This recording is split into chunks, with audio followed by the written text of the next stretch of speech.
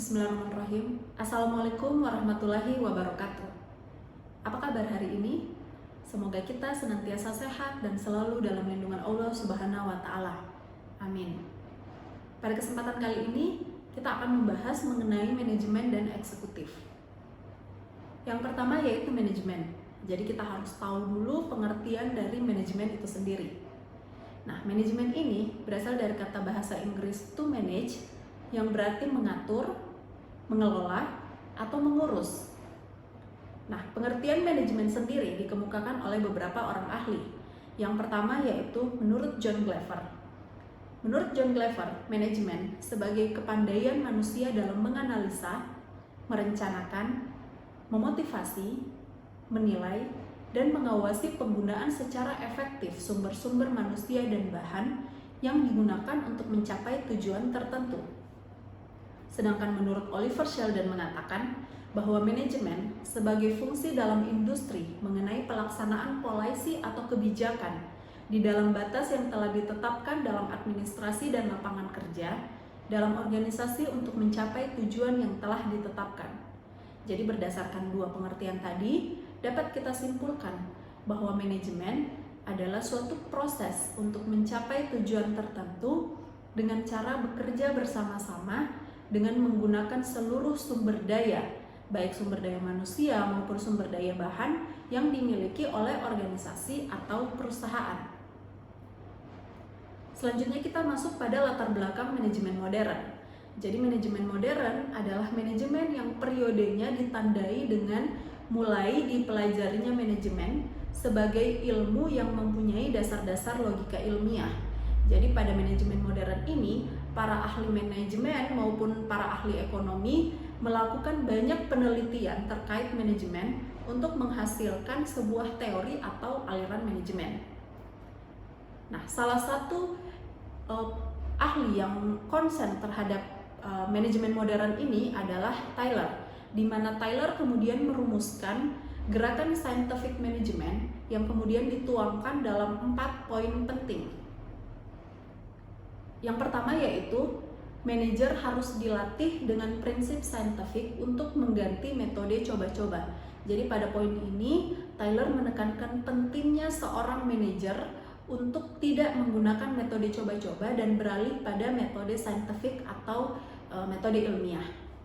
Yang kedua yaitu manajer harus memilih dan melatih pekerja agar mereka bekerja tidak sesuai dengan kebiasaan.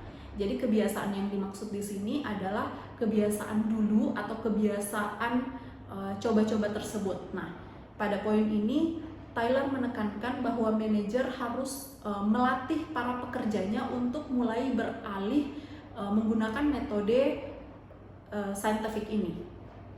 Selanjutnya pada poin ketiga, Tyler mengemukakan bahwa manajer harus bekerja sama dengan pekerja sehingga dapat menuntun mereka bekerja secara saintifik.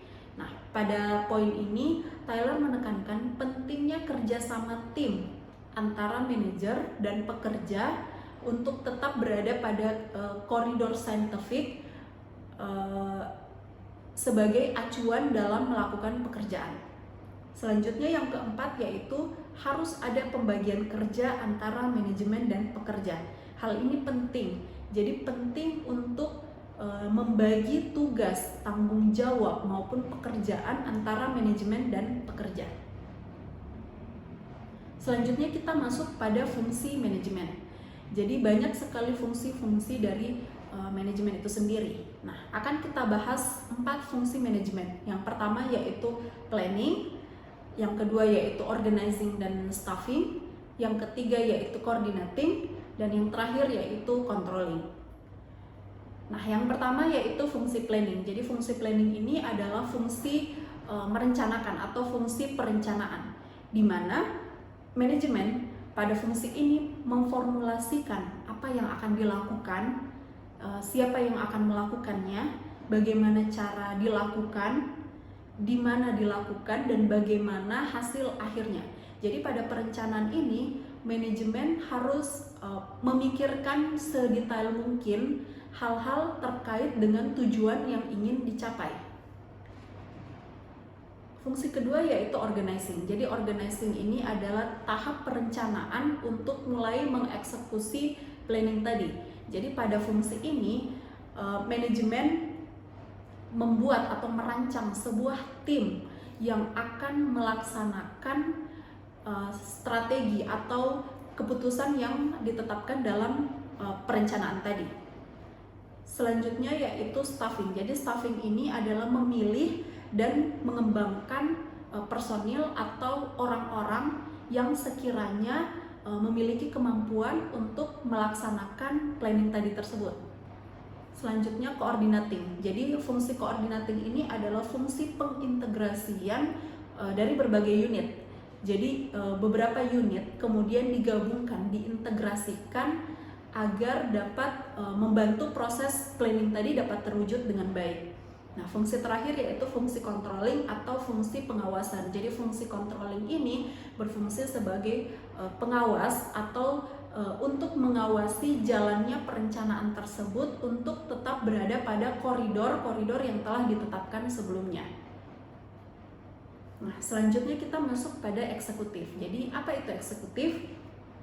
Jadi eksekutif adalah seseorang yang bertanggung jawab terhadap hasil pekerjaan orang lain yang berada di bawah pengawasannya. Nah, siapa saja yang termasuk dalam eksekutif ini?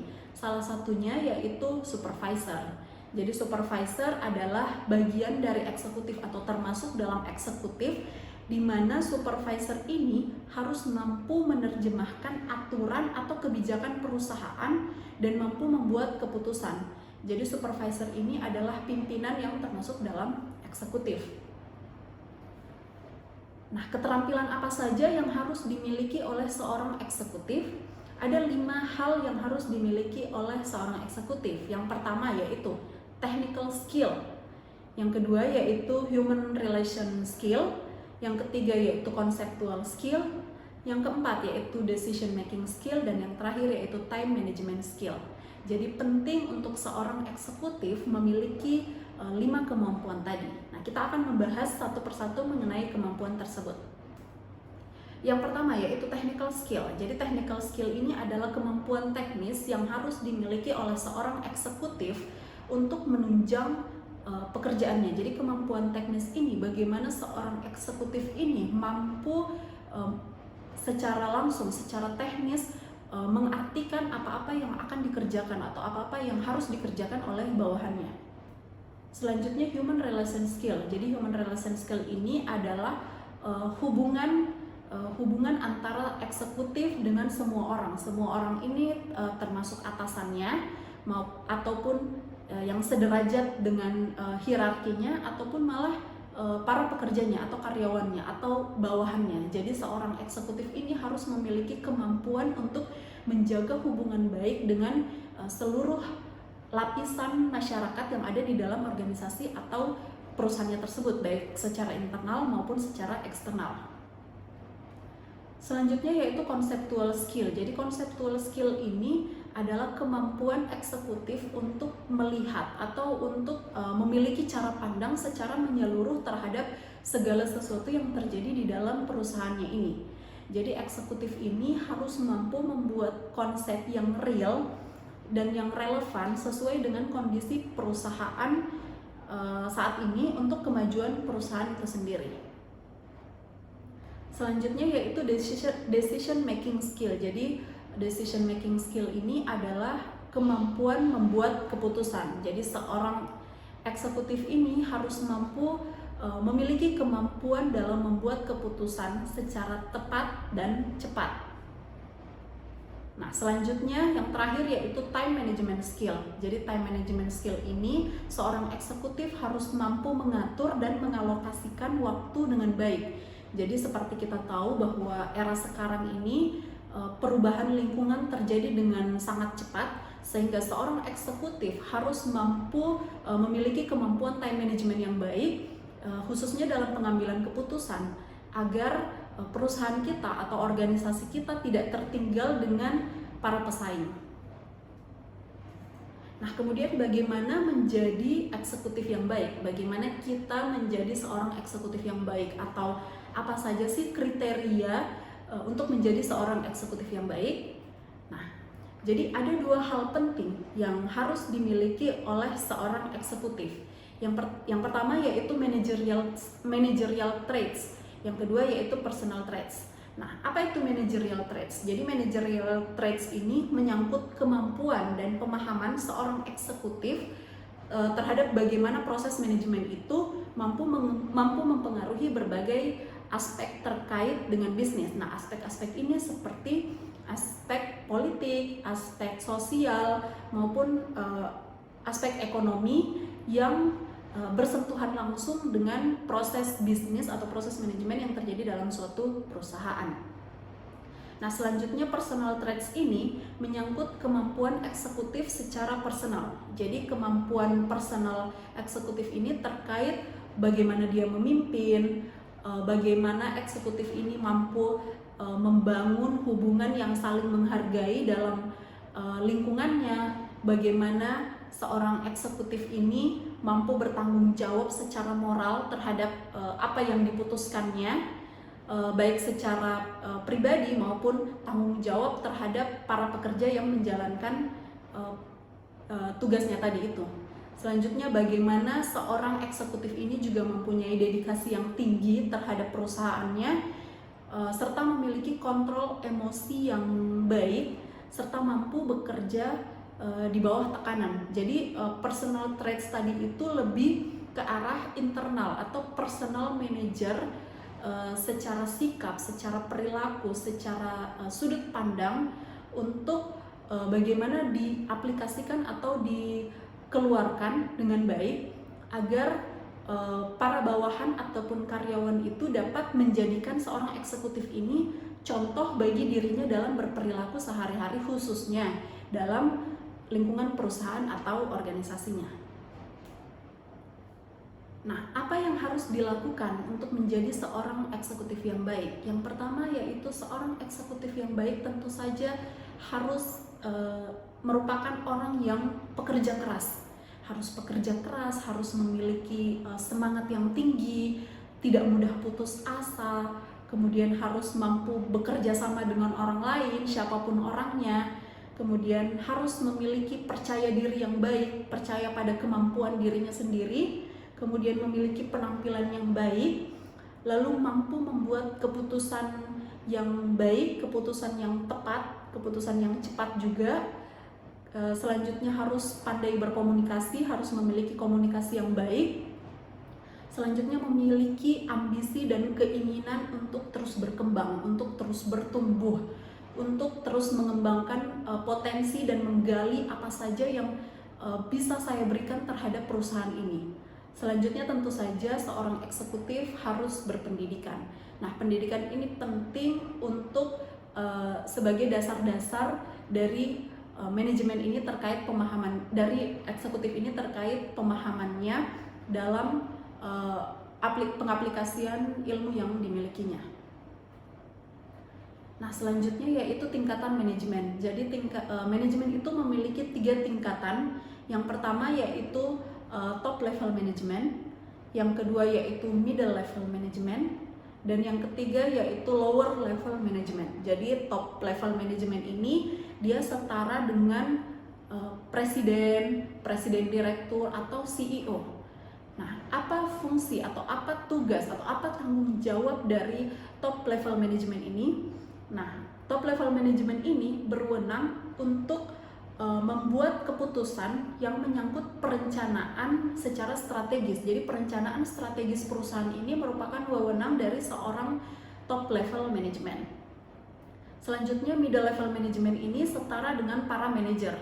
Jadi level management ini wewenangnya adalah terkait pembuatan keputusan yang bersifat taktis. Misalnya, ketika top level management telah memutuskan untuk perencanaan strategis apa yang akan digunakan atau yang akan dilakukan oleh perusahaan, maka pada tingkat middle level management ini atau pada tingkat para manajer ini mereka harus mampu membuat keputusan-keputusan secara taktis terkait langkah-langkah apa yang akan mereka ambil atau langkah-langkah apa yang akan mereka tempuh untuk menunjang terlaksananya keputusan yang telah dibuat atau yang telah ditetapkan oleh top level management tadi. Selanjutnya yaitu lower level management. Jadi lower level management ini setara dengan karyawan atau pekerja. Nah, lower level management ini wewenangnya atau tugasnya adalah melaksanakan apa yang telah ditetapkan, keputusan taktis apa yang telah ditetapkan oleh middle level management ini berdasarkan keputusan yang telah diputuskan oleh top level management. Jadi lower level management ini adalah yang akan melaksanakan untuk mencapai yang telah ditetapkan oleh dua level manajemen di atasnya tadi. Nah, selanjutnya yaitu kualifikasi menjadi seorang pemimpin yang baik.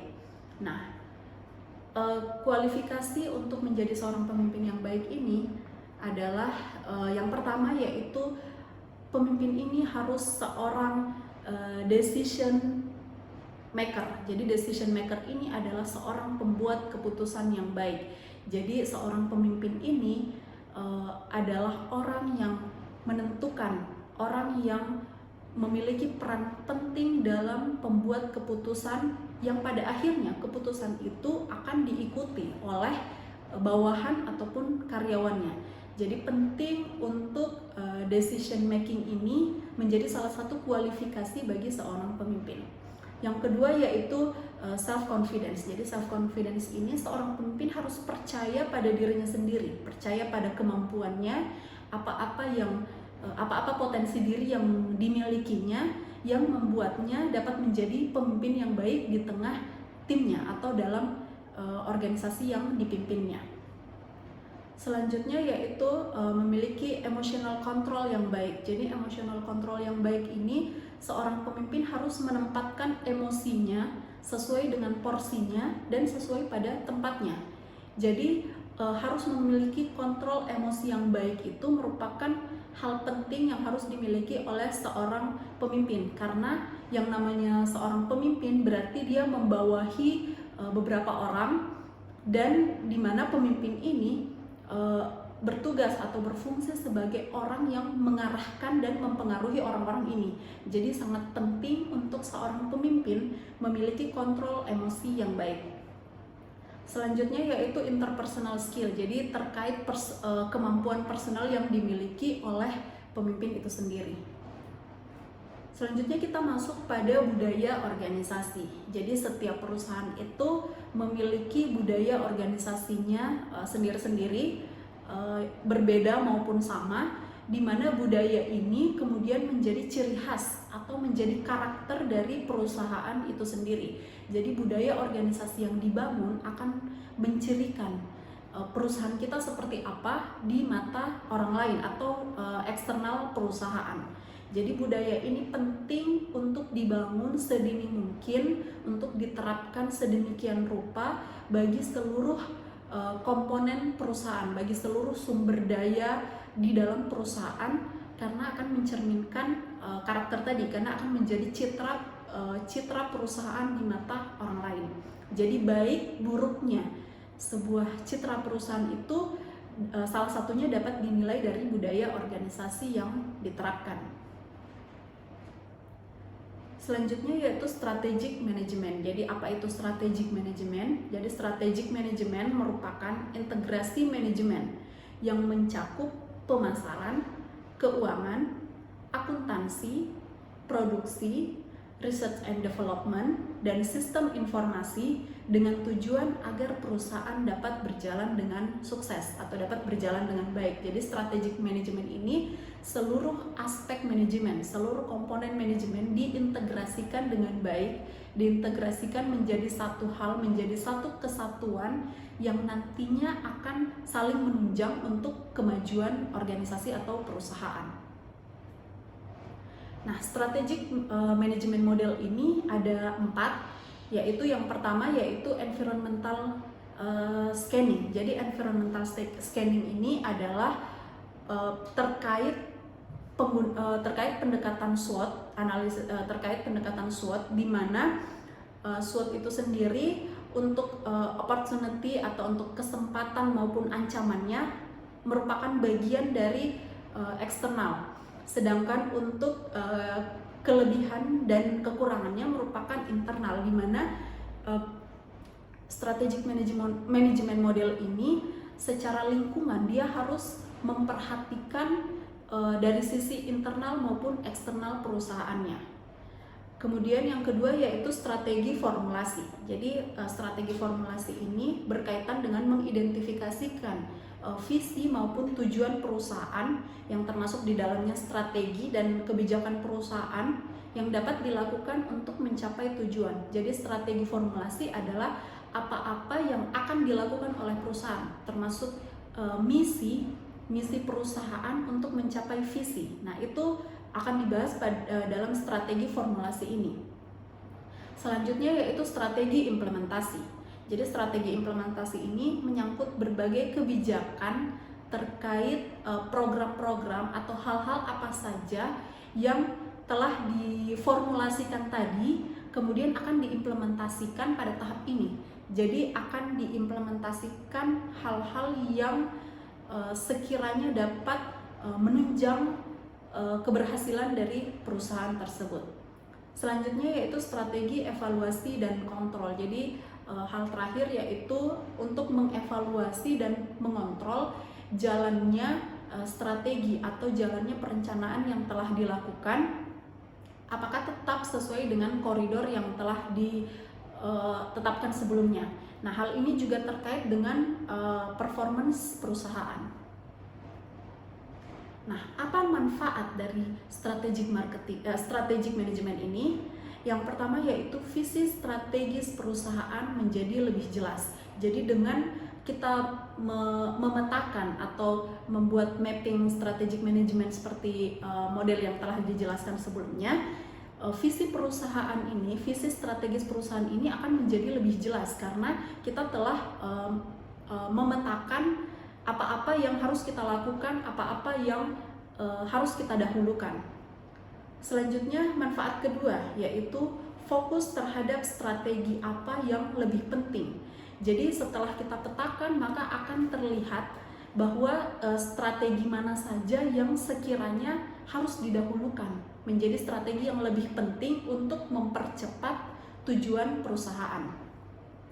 Manfaat yang ketiga yaitu meningkatkan pemahaman terhadap perubahan lingkungan yang terjadi dengan sangat cepat.